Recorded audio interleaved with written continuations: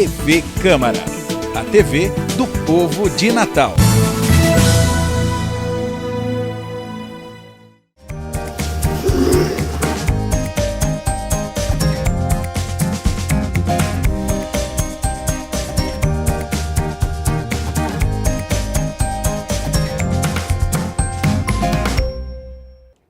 Olá, começa agora o programa Com a Palavra e na edição de hoje eu entrevisto a vereadora do PT, Divaneide Basílio. Vereadora, obrigada pela participação. Eu que agradeço mais uma vez aqui no Com a Palavra, socializar um pouco das ações do nosso mandato.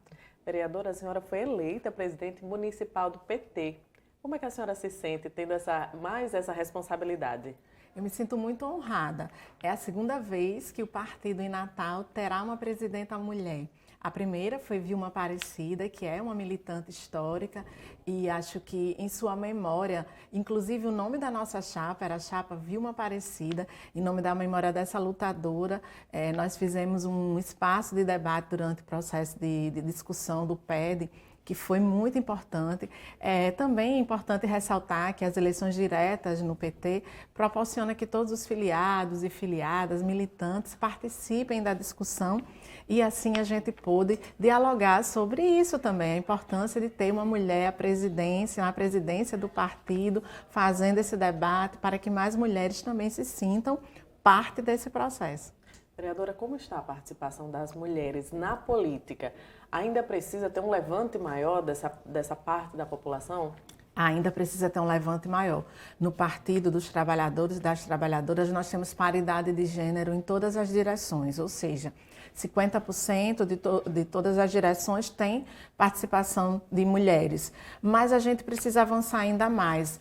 Nós saímos desse resultado eleitoral com mulheres na presidência nas principais cidades do RN, enfim, foram 7 cidades, inclusive, que mulheres serão presidentas do PT. A gente entende que é um recado importante para a sociedade dizer nós vamos ocupar todos os espaços e nós vamos estimular que outras mulheres ocupem também esses espaços. Política também é espaço para as mulheres. Onde ela quiser, lugar da mulher onde ela quiser, na política principalmente. Vereadora, recentemente teve a entrega da Comenda Emanuel Bezerra, que foi um momento emocionante aqui na Câmara.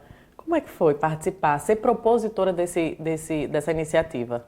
Como você disse, foi um momento emocionante. Acho que quando eu olhei para aquela casa lotada, para o plenário lotado, eu pensei, nós não podemos abrir mão de defender a democracia, não há saída fora da democracia. Quem achar que não vai defender os direitos dos estudantes, os direitos da juventude, não terá caminho, porque são esses segmentos que lutaram a vida inteira. Então, reconhecer pessoas que lutaram a vida inteira.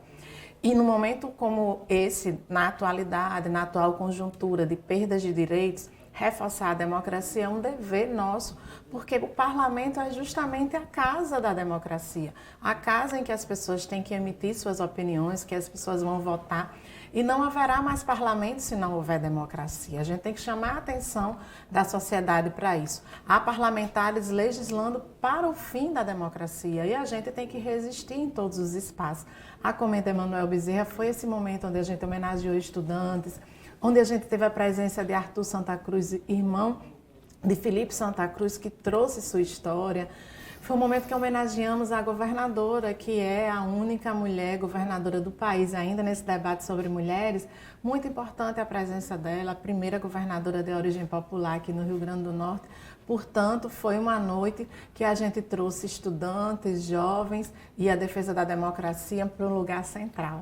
E quem não conhece, quem foi Emanuel Bezerra dos Santos, um militante político, foi preso, torturado e morreu em nome da luta pelos ideais. Conta um pouquinho da história do Emanuel Bezerra dos Santos.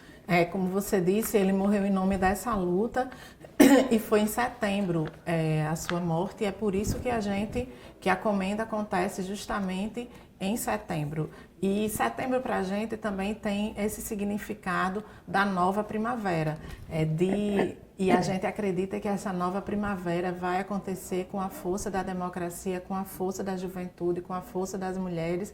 E rememorando a história, foi apresentado um vídeo. Ele foi um jovem muito aguerrido, inclusive na prisão ele escreveu poemas e a gente recitou um poema dele quando estava na prisão. E o que é mais interessante dizer é que é um poema totalmente atual. Significa dizer que ele trouxe para nós, esse poema falava das gerações futuras, e nós que estamos na atualidade também temos que pensar assim, como é que a gente vai proclamar as gerações futuras a seguir lutando. Então, a trajetória dele, apesar de curta por conta de sua idade, por conta de ter perdido a vida lutando, tombou pela democracia, tombou pela luta da sociedade, mas ele deixou um legado muito grande, e em nome desse legado nós vamos seguir lutando. Merece ser, né? Ter sido reconhecido. Merece. Vereadora, mudando um pouquinho de assunto, o plano diretor tem tomado as discussões em todos os eixos da sociedade, né? Empresários, os parlamentares, a sociedade civil organizada em geral. Na Câmara não é diferente. A Frente Parlamentar em Defesa dos Direitos das Pessoas com Deficiência e Mobilidade Reduzida também abordou esse tema? Isso, a gente tem, inclusive com a palavra anterior, nós debatemos um pouco o plano diretor, e eu acredito que nós debateremos semanalmente. Acho que entramos num ritmo que não dá para não discutir o plano diretor, principalmente em torno das últimas declarações do prefeito, de já sinalizar para a verticalização da cidade, de que modernidade é uma cidade vertical, ou que o plano diretor, no formato que ele está, ele atrapalha a modernização, e nós estamos dizendo que moderna é uma cidade acessível. Por isso fizemos esse debate na Comissão de Pessoa com Deficiência e Mobilidade Reduzida, afirmando, inclusive, que é preciso que essas construções recentes, como prédios que vêm sendo vendidos, nem sequer estão adaptados. Então, a gente precisa sinalizar também para o capital imobiliário, para as empresas, de que nós estamos vigilantes. A cidade é para todos e todas, e nós respeitamos a todas as opiniões, mas uma coisa é respeitar as opiniões diferentes, uma outra coisa é vender a cidade, é perder a cidade. É você deixar de ter uma orla acessível para ter uma orla em que você terá apenas prédios altos e uma visão, sem ter essa visão do mar que hoje, por exemplo, a própria população tem.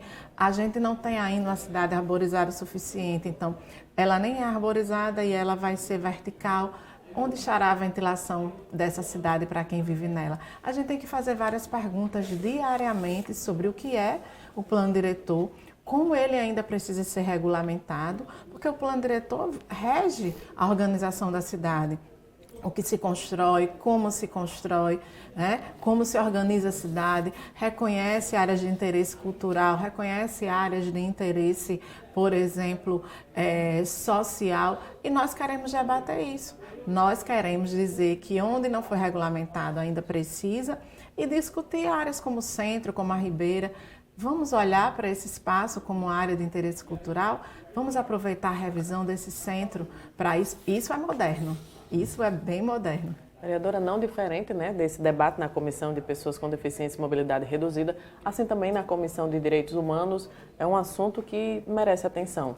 Isso, e a pauta na Comissão de Direitos Humanos desta semana é justamente debater a orla, a pesca artesanal e a sua relação com o plano diretor. Por quê? Porque na Comissão de Direitos Humanos nós já iniciamos um trabalho no Jacó, por conta de ser considerado uma área de qualificação de risco.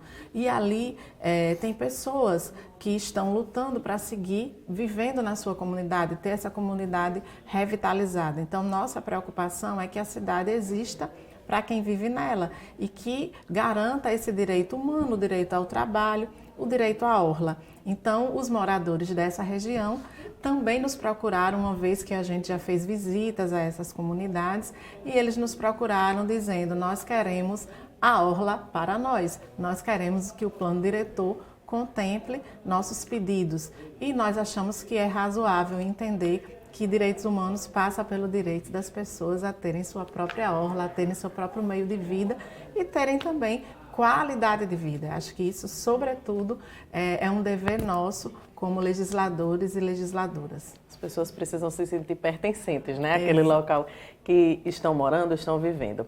Vereadora, falando também sobre outro assunto, aqui na Câmara foi debatido de forma inédita, né? Teve a presença de mulheres soropositivas que falaram sobre os principais desafios enfrentados, pediram políticas públicas integradas. A senhora participou desse debate, como é que foi?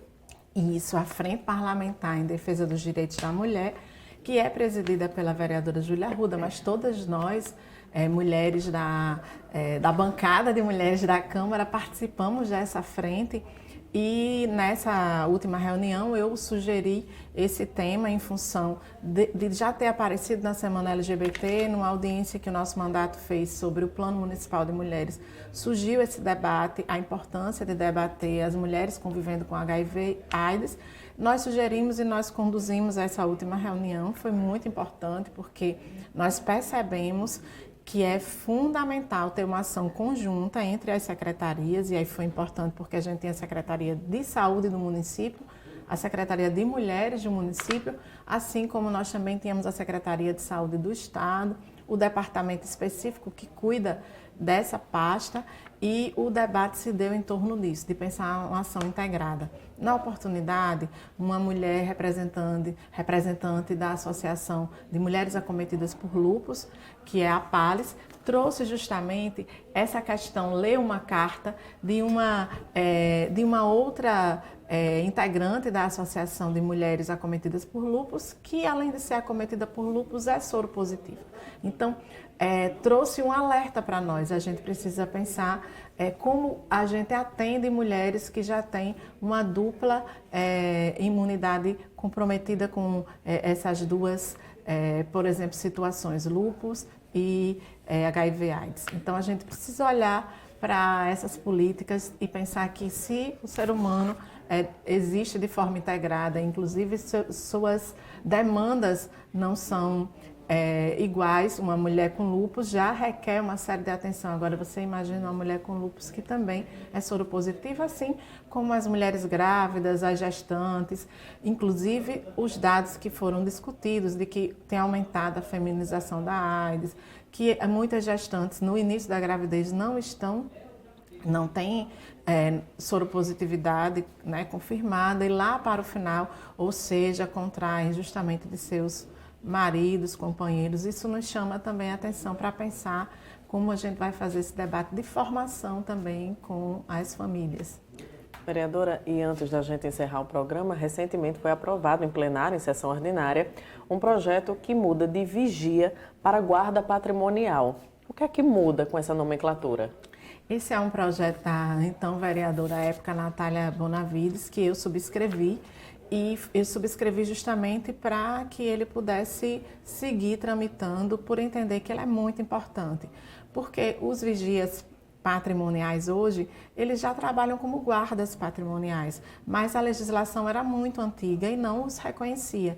Isso fazia com que até o próprio executivo, na hora de compra de equipamentos, não os incluíssem. Então, eles trouxeram essa demanda para casa, e foi muito importante porque a casa entendeu por unanimidade que de fato já era uma ação existente, não mudava em nada, ao contrário, só facilitava, não mudava em nada para o executivo, nem em termos de despesa, apenas adequava uma categoria que já precisava desse reconhecimento.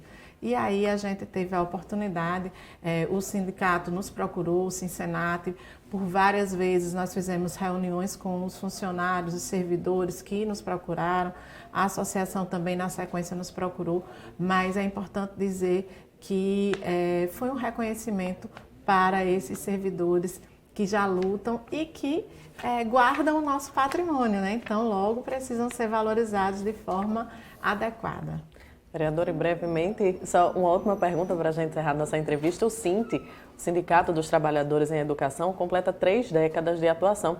E a senhora participou dessa história? Como é que foi? Eu acho que essa história é muito importante para nós. Eu participo, eu digo que eu sou atendida pelo SINT, porque Eu estudei a minha vida inteira em escola pública e quando eu via os meus professores lutando, entendendo o sentido da greve muitas vezes, e eu tive essa oportunidade de dialogar com meus professores na escola e de conhecer de perto o sindicato, porque participei dos grêmios na escola, e venho participando dessa história do Sintra desde menina, mas participar dessa cerimônia de celebração dos 30 anos, de ver tantos presidentes e presidentas que passaram pelo Sintra, de ver a nossa governadora também homenageada ali naquela sessão, recuperando a história, Fernando Mineiro como homenageado, o professor Chagas Fernandes, Vilma Jerusa, Fátima Cardoso, tantos nomes históricos, e a gente olha ao redor, tem uma história construída que ninguém vai apagar, e com certeza a educação está num outro patamar hoje, porque esses lutadores não desistiram da educação, não desistiram dos estudantes, não desistiram da escola pública, e isso nos deixa muito feliz e também com a responsabilidade de seguir lutando e fazer esse debate acontecer aqui na Câmara também. Verdade, agradeço demais, vereadora Divaneida. Obrigada pela participação. Eu que agradeço, sempre à disposição para participar aqui do Com a Palavra. Muito obrigada. Obrigada. Eu agradeço também a sua companhia, me despeço por aqui e até a próxima edição.